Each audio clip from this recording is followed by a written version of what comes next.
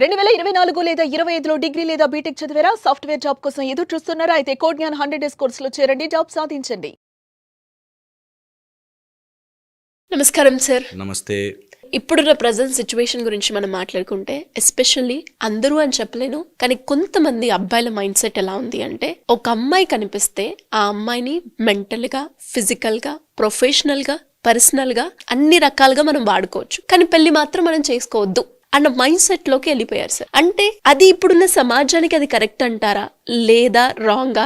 అయితే అలాంటి వాళ్ళ ట్రాప్ లో అమ్మాయిలు పడకుండా ఉండడానికి ఎలాంటి జాగ్రత్తలు పాటించాలి సార్? అసలు వాళ్ళ క్యారెక్టరిస్టిక్స్ ఎలా ఉంటాయి? సో వెరీ ఇంపార్టెంట్ అండ్ ఈ రోజుల్లో అవసరం కూడా. ఇప్పుడు ఇది ట్రెండ్ చేస్తున్నారు యాక్చువల్లీ. అంటే ఏదైనా ఒక టైప్ ఆఫ్ లివ్ ఇన్ కానీ, లేకపోతే కలిసి ఉందామని కానీ, మన లైఫ్ మనం బతకాలి, ఎందుకు వేరే వాళ్ళ గురించి పట్టించుకుంటామని ఇంట్లో వాళ్ళ నుంచి స్లోగా సెపరేట్ చేసి, ఫస్ట్లో చాలా ప్రేమగా ఉన్నట్టు చేసి, దెన్ ఒక ఎమోషనల్ డిపెండెన్స్ ఏర్పరచుకున్నాక ఇది జరుగుతుంది. బాగా గుర్తుపెట్టుకో, ఎమోషనల్ డిపెండెన్స్. ఎవరి మీదైతే మనం ఎమోషనల్గా డిపెండ్ అవుతామో వాళ్ళు ఫస్ట్ గ్రౌండ్ మనకి తయారు చేశారు, దానిలో తవ్వి మనం కూర్చోబెడతారు. సో ఇది అమ్మాయి అబ్బాయా, అబ్బాయి అమ్మాయా కాదు పాయింట్. ఇక్కడ పాయింట్ ఇస్ ఛాన్సెస్ దట్ అమ్మాయిలు ట్రాప్ అయిపోవడానికి ఎక్కువ ఉన్నాయి. అబ్బాయిలు ఇలాంటి పనులు చేసేవాళ్ళని అమ్మాయిలు త్వరగా గుర్తించాలి, చాలా ఇంపార్టెంట్. అయితే ఒక అబ్బాయి ఇలా డిసీవ్ చేయడానికి ఆర్ మోసం చేయడానికే మైండ్ సెట్తో ఉంటే గుర్తుపట్టడం చాలా ఇంపార్టెంట్. ఈ గుర్తుపట్టడం చాలా ఈజీ. సో బేసిక్గా ఫిజికల్ క్యారెక్టర్స్ అంటే వాడు మాట్లాడేటప్పుడు చాలా వేగ్గా ఉంటాడు. నేను ఒక క్యారెక్టర్ చెప్తే గుర్తుపడతారు. ఒక అబ్బాయి అమ్మాయి నా దగ్గరకు వచ్చారు. వాళ్ళు కౌన్సిల్ చేస్తున్నంతసేపు ఆ అమ్మాయిని సపరేట్గా పిలిచి అడిగితే చాలా గొప్పవాడు అవుతాడండి, ఎన్నో బిజినెస్ ఐడియాలు ఉన్నాయండి. ఏం ఐడియాలు అంటే అవన్నీ మాతో చెప్పరు, కానీ గొప్ప బిజినెస్ ఐడియాలు ఉన్నాయండి. వెరీ వేగ్ సిచ్యువేషన్లో కూర్చోబెడతారు. నాకు అవి వచ్చేస్తాయి, అక్కడి నుంచి డబ్బులు వచ్చేస్తాయి, నాకు అలా జరుగుతుంది, ఇలా వస్తుంది, నన్ను ఆ మాత్రం సపోర్ట్ చేయలేవా? ఈ టైప్లో ఎమోషనల్ డిపెండెన్సీని ఏర్పరుస్తారు. ఫస్ట్ పెద్ద మాటలు చెప్పి చాలా గొప్ప వ్యక్తిని అయిపోతున్నాను, నాకు సపోర్ట్ చేయవా, ఇంకేం ప్రేమనిది అనేటట్టుగా వేగ్నెస్లో పెడతారు. నెంబర్ 1 వేగ్ చాలా వేగ్ ఉంటాయి వాళ్ళు చెప్పేవి, రియాలిటీకి చాలా దూరంలో ఉంటాయి. నా దగ్గరకు వచ్చిన అబ్బాయి ఒక చిప్ కనిపెడతాడంట. ఆ చిప్తో బ్రెయిన్లో ఉన్న వాళ్ళందరి ప్రాబ్లమ్స్ సాల్వ్ అయిపోతాయంట. అండ్ ఎలాంటి డౌట్లు వచ్చినా సాల్వ్ చేసేస్తాడంట, వాడు కనిపెడతాడంట. మనం ఎలా కనిపెడతావా అన్నాం అనుకో, అంటే టాలెంట్ని డిస్కరేజ్ చేస్తావా అంటాడు ఒక పాయింట్. రెండోది, అది నువ్వు చెయ్యాలంటే కష్టపడాలా. నువ్వు ఇక్కడ ఇంట్లో కూర్చొని ఒక ఐడియా వచ్చేసింది, నేను కోట్లు వస్తాయంటే రావు కదా. ఇలా అమ్మాయిలు బండి వేసుకుని తిప్పుతుంటే అవో కదా. కానీ దే ప్రొజెక్ట్ దట్. అలాగా వేగ్గా గొప్ప గొప్ప ఐడియాలు. ఇప్పుడు మా మామయ్య వాళ్ళ ఫ్రెండ్ పోలీస్ ఆఫీసరు, నాకు అక్కడి నుంచి ఒక ల్యాండ్ వచ్చేస్తుంది, అక్కడి నుంచి కోట్లు వచ్చేస్తాయి అనే స్టోరీలు చెప్తానంటే నమ్మదు. అది ఎనీథింగ్ వేగ్. నన్ను ప్రేమిస్తున్నావా అంటే ప్రేమ, కానీ తల్లిదండ్రులు గొప్ప కదా అని ఏదైనా మధ్యలో స్టోరీ చెప్తున్నాడంటే వేగ్నెస్. ఇది నెంబర్ 1 గుర్తుపెట్టుకోవాలి. సెకండ్ వచ్చేసి, ఈ మోసం చేసే వాళ్ళకి రిపీటెడ్గా ఫాల్ట్స్ ఉంటాయి. డిఫాల్ట్గా ఫాల్ట్ చేస్తారు వాళ్ళు. అంటే ఈరోజు ఎందుకు టైంకి రాలేదు, ఆర్ నువ్వు ఇలా అన్నావు కదా, ఇదేంటి అని, అప్పుడు అన్నాను కానీ ఇప్పుడు మారాలి అని చెప్పి మారుస్తారు. వెరీ తొందరగా డిఫాల్ట్గా ఫాల్ట్స్ దొరుకుతాయి, నంబర్ ఆఫ్ మిస్టేక్స్. కానీ ప్రేమ కదా అని వీళ్ళు కవరప్ చేస్తుంటారు. మనం ప్రేమ కదా అని కవరప్ చేస్తారు. Very important. డిఫాల్ట్గా ఫాల్ట్ దొరుకుతుంటే ఆపండి అక్కడ. ఓకే. థర్డ్, నీ దగ్గర నుంచి మనీ అండ్ నీ ఫిజికల్ని కోరుకుంటూ ఉంటాడు కంపల్సరీ. ప్రేమ అంటాడు, చాలా గొప్ప గొప్ప మాటలు చెప్తాడు. ఇప్పుడు ఈరోజు నాతో బయటకు వస్తావా అంటాడు, సినిమా హాల్కి వస్తావా అంటాడు. ఇట్లాంటివి చెప్తారు. Where they are using you as a టాయ్గా, లేకపోతే నీకు డబ్బుల కోసమో నీ శరీరం కోసమో వాడుతున్నట్టుగా చేస్తారు. అసలు విషయానికి వచ్చేసరికి పుష్ చేస్తారు. ఇది ఇండికేటెడ్. స్కిప్. పెళ్ళి లేకపోతే ఇలాంటి టాపిక్, ధైర్యము, ఇలాంటి విషయాలు వచ్చినప్పుడు పుష్. Red flag. ఇది చాలా డేంజరస్ రెడ్ ఫ్లాగ్, పట్టేయాలి వెంటనే. అలాగ గనక చేస్తున్నట్లయితే నువ్వు వాడుకోబోతున్నావు, నిన్ను వాడేసుకుంటున్నారు, జాగ్రత్త. అది అలర్ట్గా ఉండాలి. ఫోర్త్, వెరీ ఇంపార్టెంట్, నీ వాళ్ళ నుంచి దూరం చేస్తూ ఉంటాడు. వాడితో ఎందుకు మాట్లాడావు, వీళ్ళతో ఎందుకు మాట్లాడుతున్నావు, మనం ఒకటి కదా, మనమంతా ఒకటి కదా. ఈ టైప్లో నీ వాళ్ళ నుంచి, అంటే పేరెంట్స్ నుంచి, నీ ఫ్రెండ్స్ నుంచి, నువ్వు వేసుకునే నీ డ్రెస్సింగ్ సెన్స్ నుంచి అన్నిటినీ మార్చడానికి చూస్తాడు. ఒక ఎమోషనల్ డిపెండెన్స్ ఏర్పరచుకుని పర్మిషన్ లేనిదే జరగలేదు అనే డిపెండెన్స్ మీదకి వెళ్తారు. ఇది కూడా చాలా ఇంపార్టెంట్గా రెడ్ ఫ్లాగ్. కొంతవరకు ఒక డీసెన్సీ, మనకంటూ ఒకటి ఉండాలి అన్నది వేరు, కానీ రిపీటెడ్గా నువ్వు ఏది చేసినా నువ్వు తప్పు, నా మీద డిపెండ్ అయి ఉండు అనేటట్టుగా చేస్తున్నా అంటే చాలా చాలా డేంజరస్. అది బాగా గుర్తుపెట్టుకోవాలి. 5th, మనము గనక బౌండరీ గీయకపోతే బౌండరీ లోపలికి వచ్చేస్తారు. మనకి దేశానికి సరిహద్దులు ఉన్నాయి, అలాగ మనకి సరిహద్దులు లేకపోతే ఎవడైనా లోపలికి వచ్చి వాడుకుని వెళ్తాడు. అందుకని యువర్ ఓన్ బౌండరీస్ గీసుకుని పెట్టుకోవాలి compulsory. Make it a habit that ఎవడన్నా కానీ, ఎంతటి వాడైనా కానీ, there is a limit that they can enter. ఆ లిమిట్ తర్వాత నీ లోపల ఉండే, నేను వీడియోస్ కూడా చెప్తుంటాను, నేను ఓపెన్ యువర్ బీస్ట్ మోడ్. రెడీగా ఉండాలి బీస్ట్ మోడ్. నీ లోపల ఉండే ఒక శక్తి ఎప్పుడు రెడీగా ఉండాలి. వెన్ టైం కమ్స్ ఆ లిమిట్ నువ్వు గీయ. 1 స్టెప్, 2 స్టెప్, 3 స్టెప్, మిత్రమా లక్ష్మణ రేఖ దాటి వచ్చావా, I know what to do అనే అది ఉండాలి కంపల్సరీగా. దట్ ఈస్ అ లిమిట్, ఒక బౌండరీ, ఒక బార్డర్. ఇది దాటి నేను చేయను, దట్ ఈస్ అ లిమిట్. నీ సెంటిమెంట్స్ని వాళ్ళ సెంటిమెంట్తో డిఫీట్ చేస్తున్నారంటే రెడ్ ఫ్లాగ్. అంటే నేను ఇలాంటి ప్లేసులకి రాను అన్నాం అనుకో, నా కోసం ఆ మాత్రం చేయలేవా అంటాడు. నువ్వు నా కోసం చేయలేవా అనే పాయింట్ ఉండదు అక్కడ. సో ఎప్పుడైతే యువర్ సెంటిమెంట్స్, యువర్ వాల్యూస్ని తక్కువ చేస్తున్నాడో రెడ్ ఫ్లాగ్ నేను యూజ్ చేసుకుని ఏ రోజైనా తిప్పేస్తాడు. 6th or 7th పాయింట్, ఎప్పుడైతే వాళ్ళకంటూ డిసిప్లిన్ లేదో అలాంటి వాడితో ఎంత దూరం ఉంటే అంత మంచిది. సినిమాలు చూపిస్తూ తాగుబోతుని ప్రేమించు, లేకపోతే వాడు ఎవడో తిరుగుతుంటే ప్రేమించు అంటారు. సినిమాలకు బాగుంటాయి, రియల్ లైఫ్లో బాగుండవు. సో ఎవరికైతే డిసిప్లిన్ లేదో వాడికంటూ ఒక ఫైనాన్షియల్ డిసిప్లిన్, ఫిజికల్ డిసిప్లిన్, ఒక స్ట్రెంగ్త్, ఒక ఫోర్స్ లేదో, హీఈస్ నాట్ మ్యాస్కులైన్. అలాంటి అబ్బాయిలకు దూరంగా ఉండాలి. స్ట్రెంగ్త్ మెయింటైన్ చేసుకుని, ఫిజికల్ డిసిప్లిన్ మెయింటైన్ చేసుకుని, వాడు అన్న మాట మీద నిలబడేవాడిని ఎంతనా ప్రేమించవచ్చు. అన్న మాట మీద నిలబడలేని వాడు, లేకపోతే ఫర్ హిజ్ లెవెల్లో ఒక గోల్ కానీ, ఒక ఎయిమ్ కానీ, ఒక పర్పస్ కానీ లేకుండా ఉన్నవాడిని నమ్మలేం. ఓకే, ఎయిమ్, గోలు పెట్టుకోవడం చాలా ఇష్టం కాదు. నాకు సింగర్ అవ్వాలని ఇష్టం అండి, ఇష్టం అందరికీ ఉంటుంది. దానికోసం నువ్వు ఎంత దీక్ష చేస్తున్నావు, ఎంత కఠోరంగా ప్రయత్నం చేస్తున్నావు, అలాంటి వాడికి సపోర్ట్ చేయొచ్చు. అంతేగాని ఇష్టం అంటే వాడు ఛాన్స్ ఇయ్యడు, వెళ్ళినా కానీ అవ్వలేదు అని కారణాలు చెప్తున్నాడంటే is not trying properly. So అలాంటి వాళ్ళతో కూడా బీ అనే 1 hand distance. ఇందులో చాలామంది ఎమోషనల్గా బ్లాక్మెయిల్ చేసి, నువ్వు నాతో ఇన్ని రోజులు తిరిగినావు కదా, నువ్వు నన్ను ఎట్లా వదిలిపోతావు అని కాళ్ళ మీద పడుండు అన్నట్టుగా ఉంటారు. సో ఇది వెరీ ఇంపార్టెంట్. అలాంటప్పుడు ఈగోకి పోయో, లేకపోతే జాలికి పోయో, అయ్యో అని పోయో ఇంకా ఇరుక్కుపోతారు.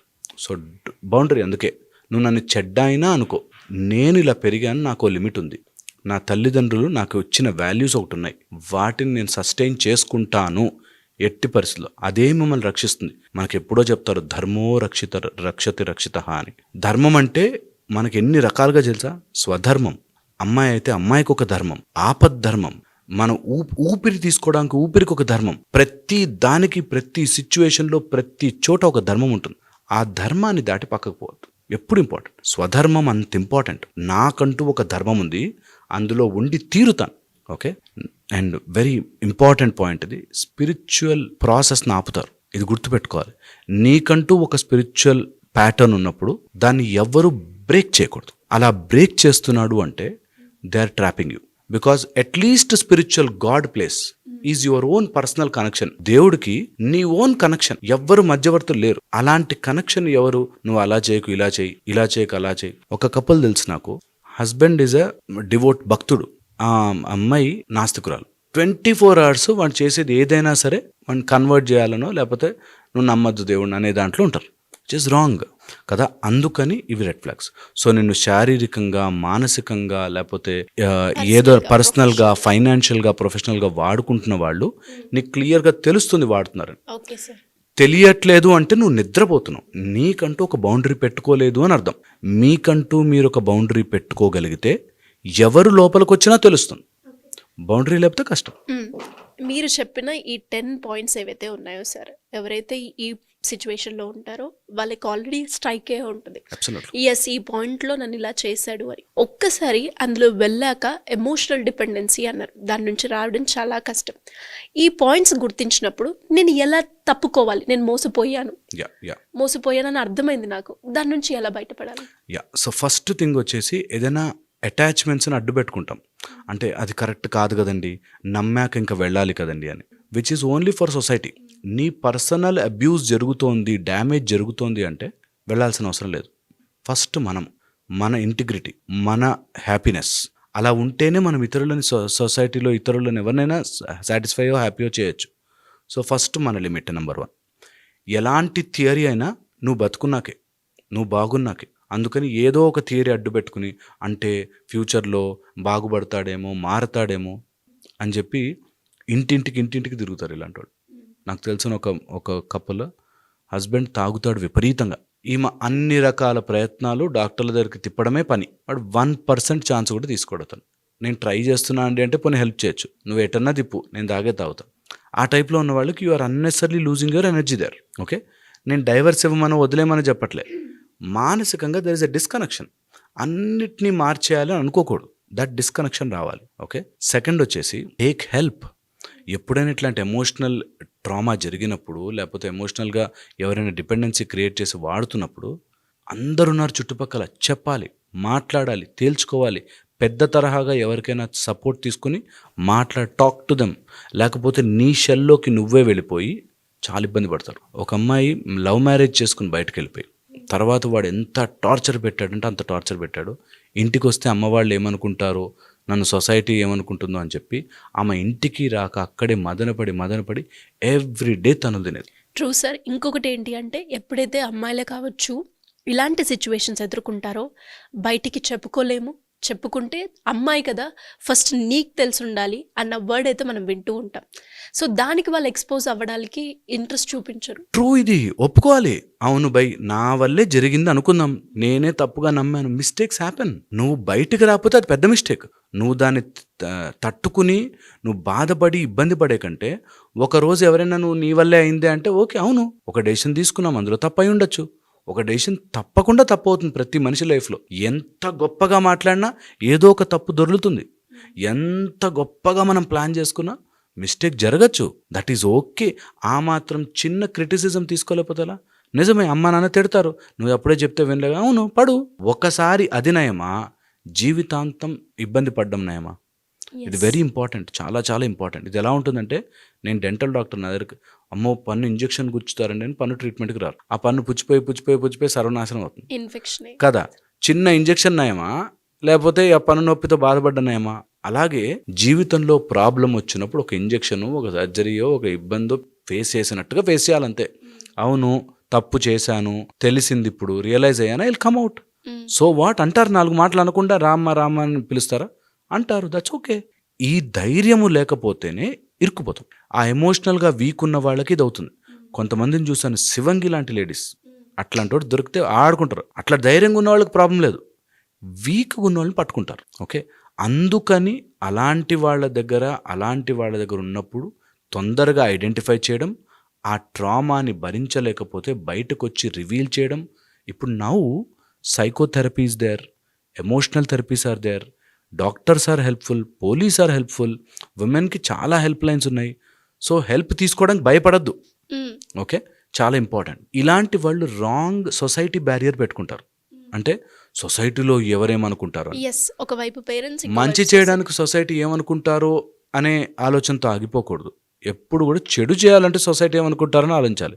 నీ జీవితాన్ని నువ్వు బాగుపరుచుకుంటున్నావు అంటే సొసైటీ ఏమనుకుంటే నీకు how does it matter? Just doesn't matter. అందుకని సొసైటీని సాటిస్ఫై చేస్తూ రాంగ్ ఫిలాసఫీలో కూర్చోవద్దు. Okay, and 5th and important point, ఇది బాగా గుర్తుపెట్టుకోవాలి. ఎవరైనా ఎమోషనల్ డిపెండెన్సెస్ వాడుతుంటే డోంట్ గివ్ దట్ డిపెండెన్స్. అది పవర్లా పనిచేస్తుంది. వాడు నీ మీద అరుస్తున్నాడు నిన్ను ఇరిటేట్ చేయడానికి, బాధ పెట్టడానికి, బాధపడకు ఫస్ట్ థింగ్. సెకండ్, వాళ్ళు నిన్ను ఎమోషనల్లీ వాడుకోవాలని చూస్తున్నారు, వాడికి వాడే సోర్స్ అవ్వకు. రోజు డబ్బులు అడుగుతున్నారు, ఓ రోజు యూ టేక్ ఎ స్టాండ్. అంగదుడు పాదం పెట్టినట్టు పెట్టవు, కదుపురా చూద్దామని. అలా గనక గట్టిగా ఉండగలిగితే ఎవ్వరు ఏం చేయలేరు. ఇట్ ఈస్ ఇంపార్టెంట్, ఎవ్వరు ఏం చేయలేరు. ఓకే, అలాగ మనము ఒక స్టాండ్ తీసుకుంటే, ఎమోషనల్ డిపెండెంట్ అయ్యాము, వాళ్ళు వాడుకున్నారు, వాళ్ళు ఫైనాన్షియల్గా ఎమోషనల్గా డ్రైన్ చేస్తారు, now you take a stand. సృష్టి మొత్తం మీకు పనిచేస్తుంది. ఇది వెరీ ఇంపార్టెంట్. నేను చెప్పినట్టుగా అంగదుడి పాదములాగా ఒక పాయింట్ తీసుకుని నించోండి, అక్కడ ఎవ్వరు కదపలేరు. ఇదంతా అయిపోయిన ప్రాసెస్లో, అంటే అమ్మాయి కూడా ఓవర్కమ్ అవ్వాలి, నేను అవ్వాలి అనే ప్రాసెస్లో ఎక్కడో ఒక తెలియని ఒక గిల్టీ ఫీలింగ్ ఉంటుంది సార్. నేను మోసపోయానే, అలా కాకుండా ఉంటే బాగుండు, నేను మోసపోయాను అన్న ఫీలింగ్ ఏదైతే ఉంటుందో సార్, ఆ ఫీలింగ్ నుంచి ఎలా బయటపడొచ్చు అంటారు? గిల్టీనెస్, చిచ్చి అసలు నేనెందుకు అంతలా ట్రాప్ అయిపోయాను అన్న ఫీలింగ్ వస్తూ ఉంటుంది. ఎలా బయటపడాలి సార్? డెస్టినేషన్, ఒక డెస్టినీ ఉంటుంది, అది లైఫ్లో వచ్చి తీరుతుంది, అలా లెసన్ ఇస్తుంది. సో ఇది నమ్మగలగాలి ప్రతి మనిషి. దీన్ని they have to accept some day నేను ఇట్లాంటి పని చేశానేంటి అనే ఒక ఆలోచన స్టేజ్ వస్తుంది. గిల్టీ ఫీలింగ్లో ఎప్పుడూ ఉండకూడదు. గిల్టీ నుంచి ఎంత త్వరగా బయటకు వస్తే అంత మంచిది. అన్నిటికంటే డేంజరస్ ఫోర్స్ గిల్టీ. నేను తప్పు wrong చేశాను, step తీసుకున్నాను నేను, మోసపోయాను. పోతాం, తప్పు జరుగుతుంది, గిల్టీ ఫీలింగ్ వస్తుంది, రాంగ్ స్టెప్ తీసుకుంటాం, మోసపోతాం, న్యాచురల్ అది. ఏదైనా ఉంటేనే పోతుంది. సో నీ దగ్గర ఉండింది కాబట్టి వాడుకునే వాళ్ళు వస్తూనే ఉంటారు, తోడేళ్ళు వస్తూనే ఉంటారు, నక్కలు. వాళ్ళతో తప్పించుకుని ఉండడం, ఒక్కోసారి దొరుకుతాము, ఒక్కోసారి మిస్టేక్ అవుతుంది, బట్ దట్స్ అబ్సల్యూట్లీ ఓకే. నేనేమంటున్నానంటే, ఒకడెవడో చెంపదెబ్బ కొట్టాడు, కొట్టినందుకు నీ కోపం వచ్చింది, వెరీ గుడ్. అది రోజు పొద్దునే లేచి అయ్యో చెంపదెబ్బ కొట్టాడు అంటే అన్నిసార్లు కొట్టినట్టు. ప్రతిరోజు చెంపదెబ్బ తినకు. ఓసారి తిన్నావు, గుర్తు చేసుకోండి, తెలుసుకున్నావు, దాటేసావు, come out of it, come back stronger. అంతకు మించి ఇంకేది ఉండదు. Very important. సెకండ్ వచ్చేసి అండర్స్టాండ్, బికాజ్ అమ్మాయిలకు చెప్తున్నాను కాబట్టి, ఇది ఫెమినైన్ ఎనర్జీస్ యూనివర్సల్ ఎనర్జీ, శక్తి. ఆ శక్తిని మీలో జనరేట్ చేసుకుంటే ఇట్లా రేడియేట్ అవుతారు, చెడు దగ్గరికి రాదిలా. సో మీ లోపల ఉండే ఫెమినైన్ ఎనర్జీని జనరేట్ చేసుకోండి, మాస్కులైన్ శక్తిని పక్కన పెట్టండి. మీ లోపల ఫెమినైన్ ఎనర్జీని నర్చర్ ఇట్, డెవలప్ ఇట్. ఎన్ని రకాల మెథడ్స్ ఉన్నాయి మనకి. Do that procedure. ఛాన్స్ దొరికితే ప్రతి అమ్మాయి నేర్చుకోవాలి. ఒక్క ఆసనమైనా, ఒక్క మంత్రమైనా, ఒక్క సిద్ధి అయినా తీసుకుని దాన్ని they have to keep on doing it.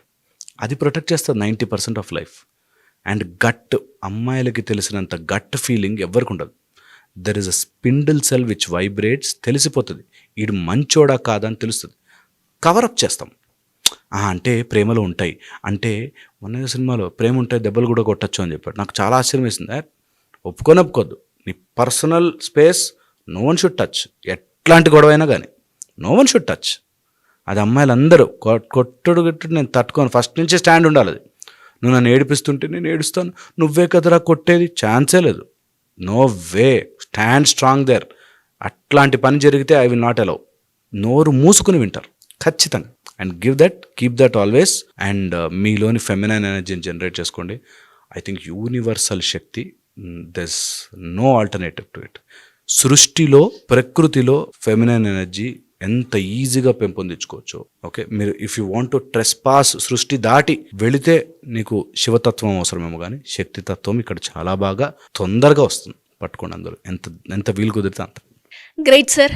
And నాకు తెలిసి ఈ వీడియోలో మనమైతే అంటే మోసపోయిన అమ్మాయి ఎలా బయటపడొచ్చు, మోసపోక ముందు మనం జాగ్రత్త పడాలి అంటే ఎలాంటి క్యారెక్టరిస్టిక్స్ ఉంటాయో ఇవన్నీ కూడా ఈ వీడియోలో ఉన్నాయి.